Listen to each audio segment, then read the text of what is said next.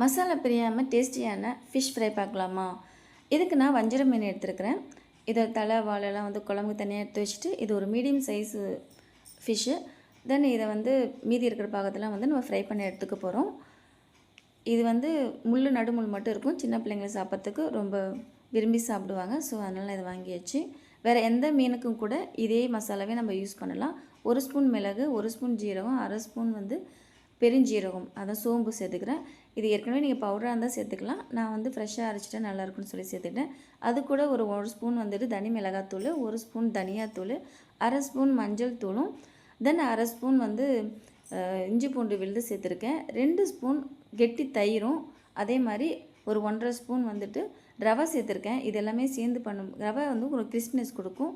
அது கூட ஒரு 1/2 ஸ்பூன் வந்து எண்ணெய், கொஞ்சமாக அதுக்கு தேவையான தண்ணி கொஞ்சம் கொஞ்சமாக விட்டு நல்லா மிக்ஸ் பண்ணிவிட்டு ஃபிஷ்ஷு 2 பக்கமும் நல்லா அப்ளை பண்ணி ஒரு 1 ஹவர் மேலே நம்ம ஊற வச்சோம்னா ஃபிஷ்ஷுனா நல்லாவே இருக்கும்.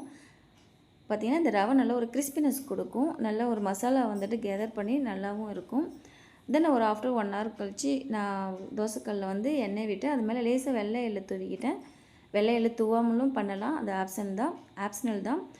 தென் அது கூட கருவேப்பிலை நம்ம ஆட் பண்ணி தோசைக்கல்லில் வச்சு கொஞ்சம் பொறுமையாக வந்து குக் பண்ணி எடுத்தோம்னா மசாலா பிரியாத டேஸ்டியான நல்ல fish fry ready. Thanks for வாட்சிங்.